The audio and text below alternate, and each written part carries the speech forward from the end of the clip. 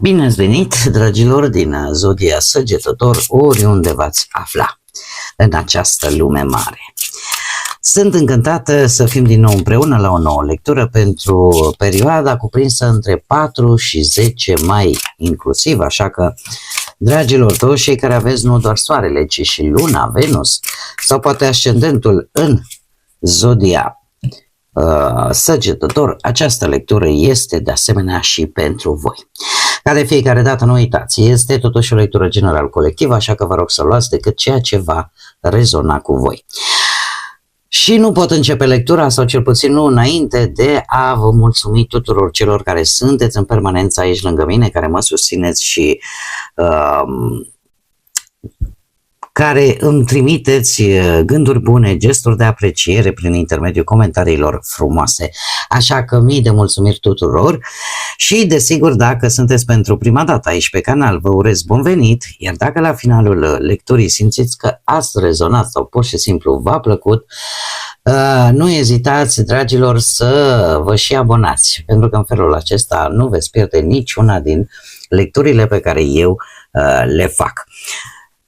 Desigur, puteți susține acest canal, este nevoie de această susținere a voastră prin like-uri, prin hype-uri, da? O nouă unealtă pusă la dispoziție de către YouTube, un fel de like mai puternic, da? Așa că nu ezitați să le folosiți dacă asta simțiți să faceți și desigur sunt gratuite, așa că unicul lucru necesar este dorința fiecăruia dintre voi. Și acum, dragii mei, haideți să vedem și cu ce energie începeți această primă săptămână întreagă din luna mai. Și avem aliniere.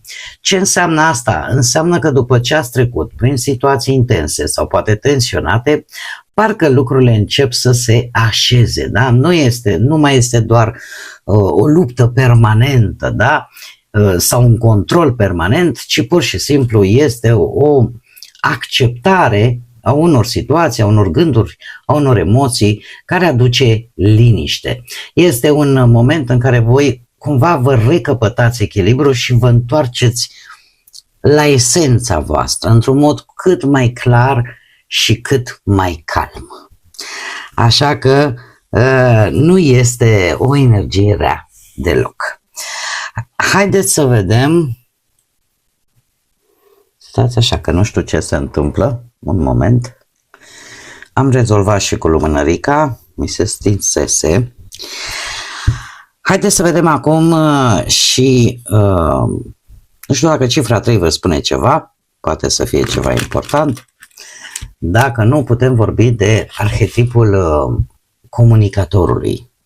Și trebuie să vă spun că cifra 3 este guvernată de către Jupiter, aceeași planetă care vă guvernează și semnul zodiacal. Și zic că nu e întâmplător, nu? Haideți să vedem ce ne spune tarotul și să vedem ce vine pentru dragii mei din Săgetător în săptămâna 4 până pe 10 mai. Atât pe plan profesional, financiar sau sentimental.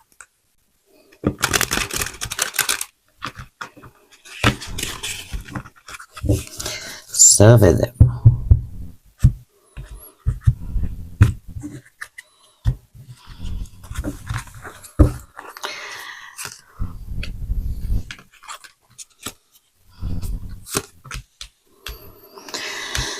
O reușită, dragilor. O reușită. O revenire a trecutului.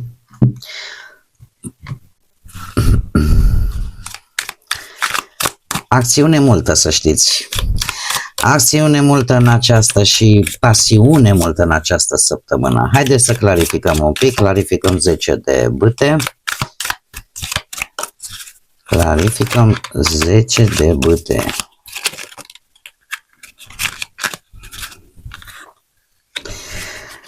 Clarificăm 4 de bâte.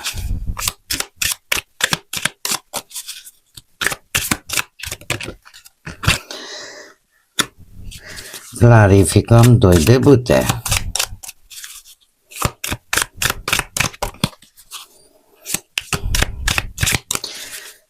Ieșiți un pic din zona voastră de confort.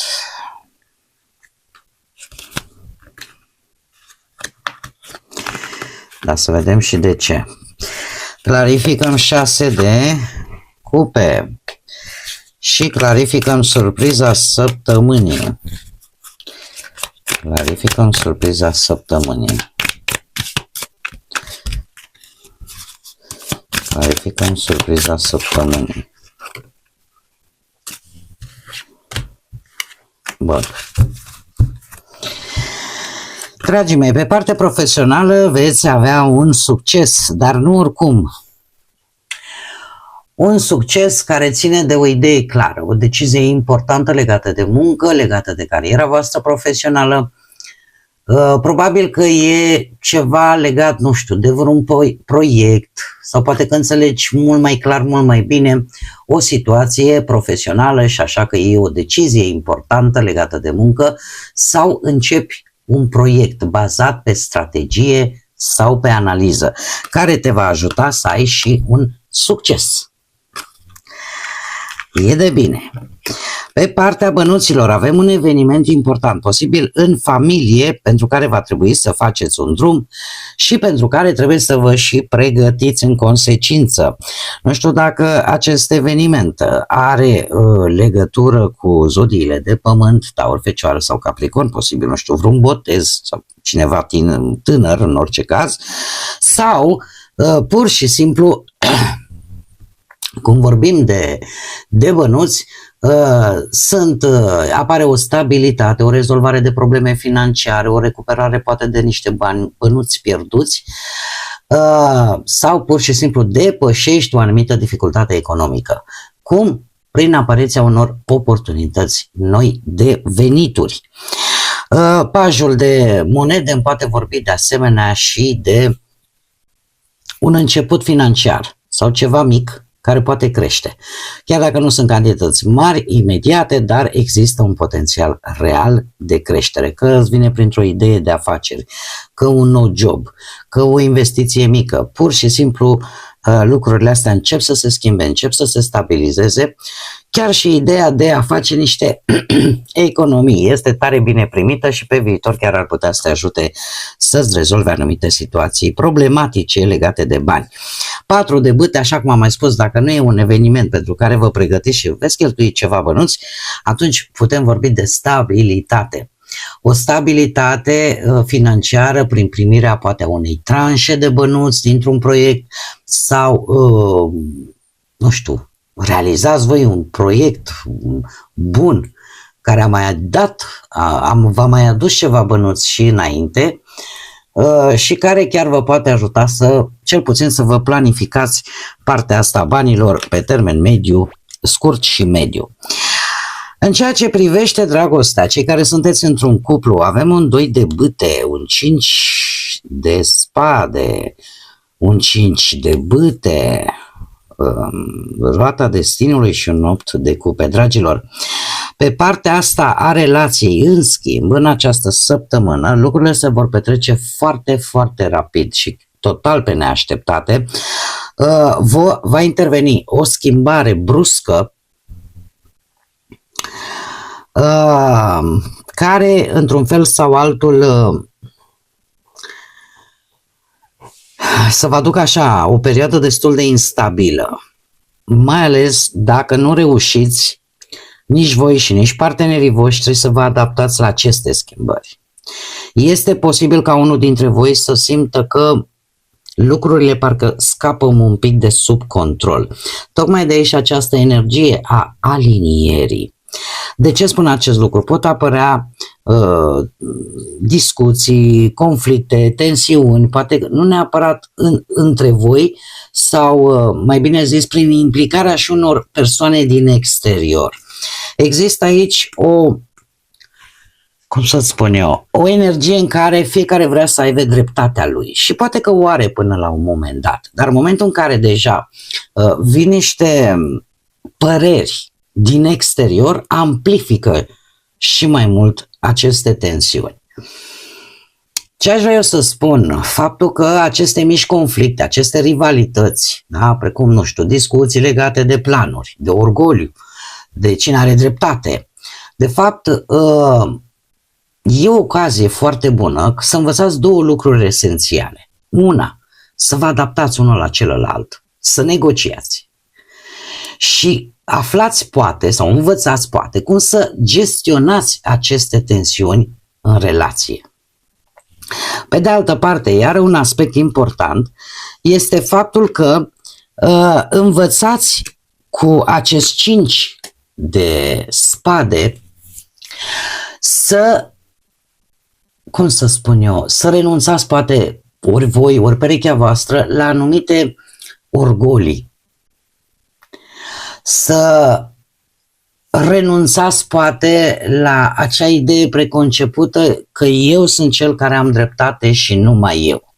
Întotdeauna, știți cum e că în viață adevărul se află undeva la mijloc. Și fiecare, în parte, are senzația că deține poate un adevăr absolut sau că are partea lui de dreptate până la urmă. Dar rezolvarea stă cumva la mijloc.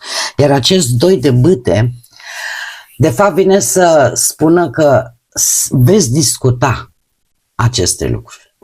Veți încerca să vă organizați. Cum? Printr-o ieșire din zona cu care v-ați obișnuit. Prin renunțarea la acele lucruri care deja au devenit obișnuință și care nu vă fac bine. Poate prin faptul că renunți să mai tot asculți pe X și pe Y din exterior și să vă dați seama că relația ține strict de voi și de nimeni altcineva.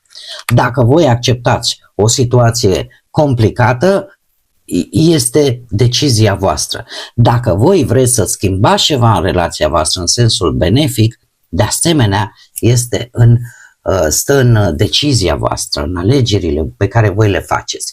2 de bâte în cazul de față îmi spune că ar fi bine tocmai pentru a vedea dacă puteți face un compromis, să ieșiți un pic din zona asta a cotidianului, a lucrurilor care le faceți de prea multă vreme, să faceți ceva diferit.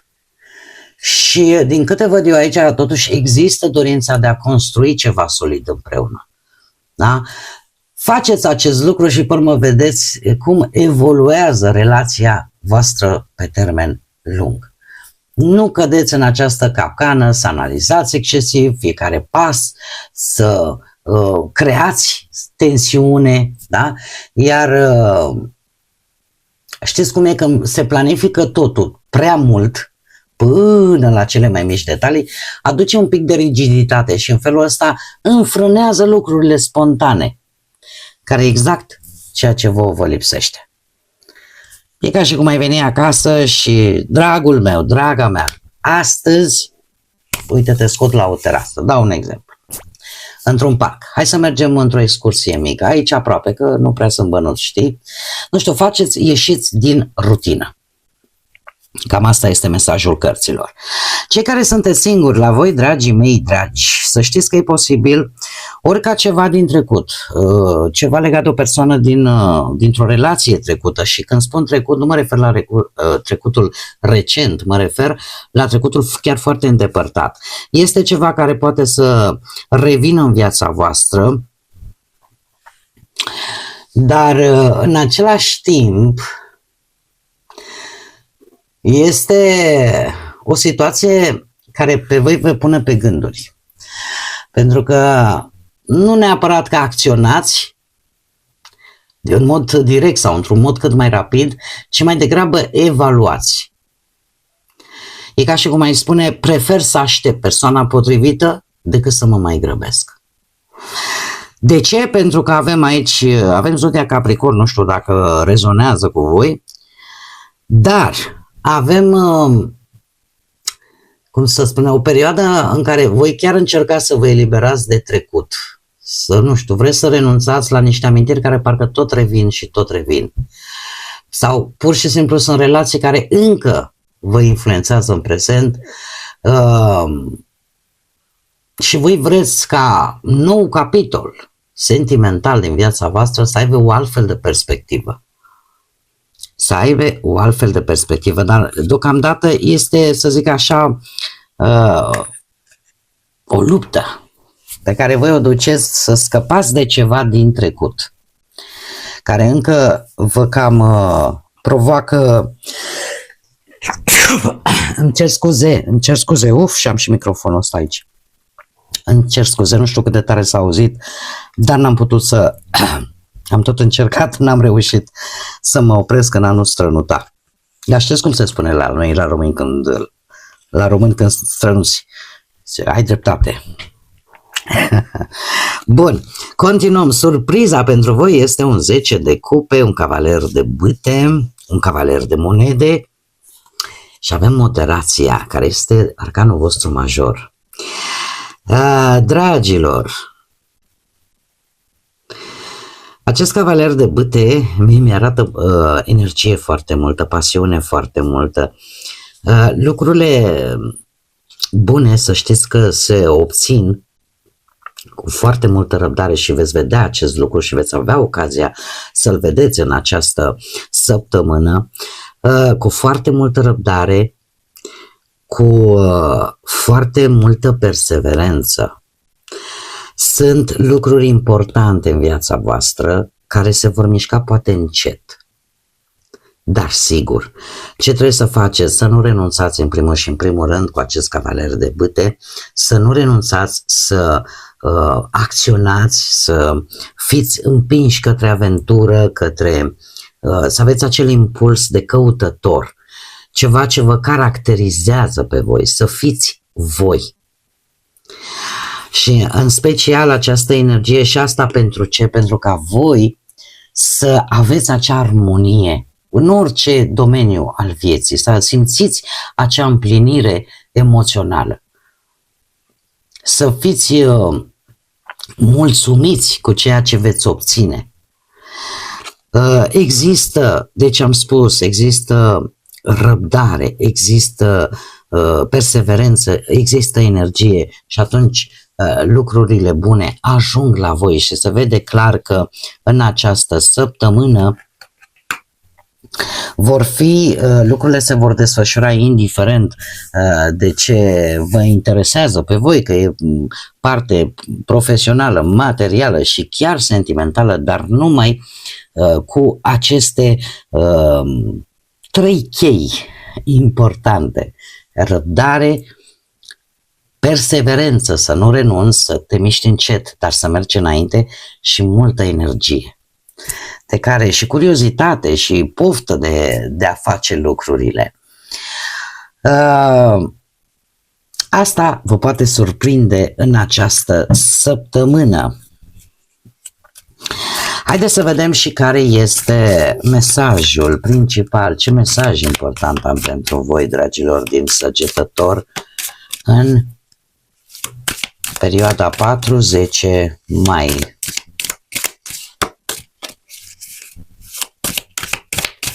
Un mesaj, te rog, pentru dragii mei din Săgetător.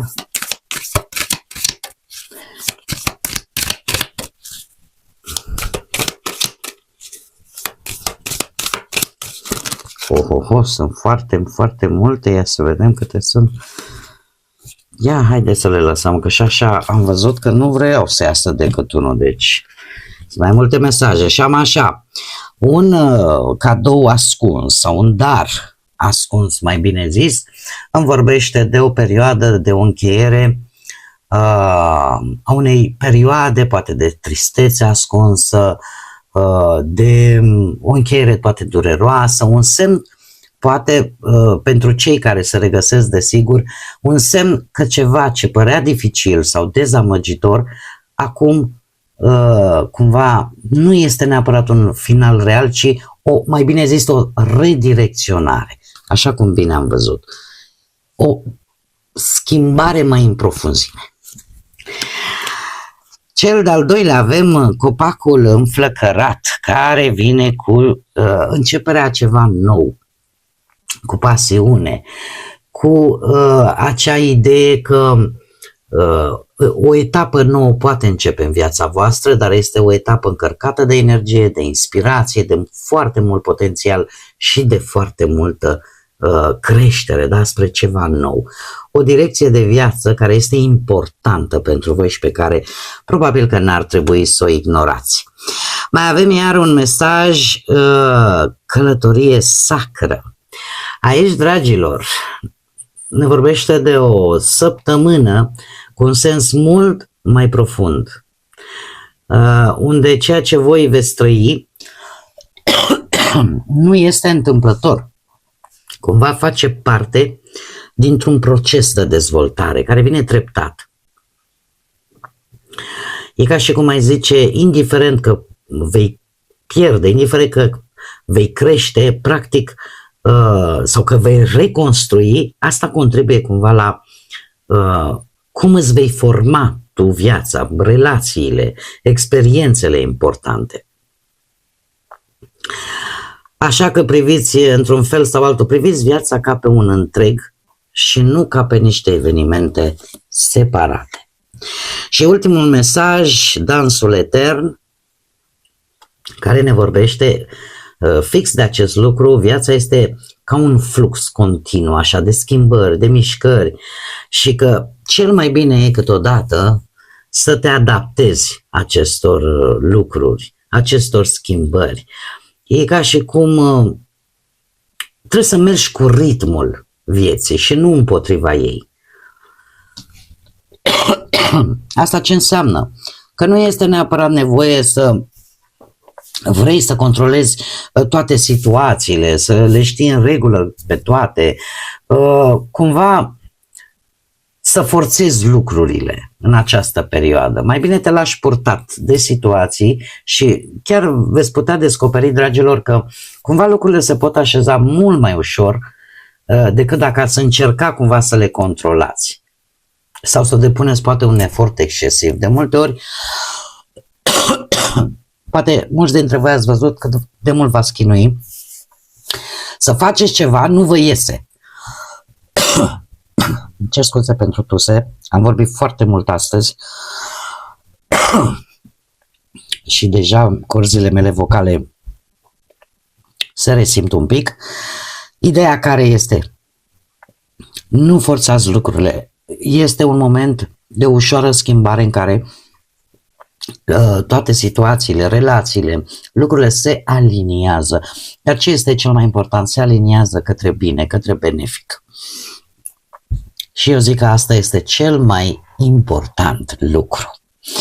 Bun, dragii mei, cam atât am avut pentru voi, cam acestea au fost mesajele. Vă mulțumesc tare mult că ați fost alături de mine.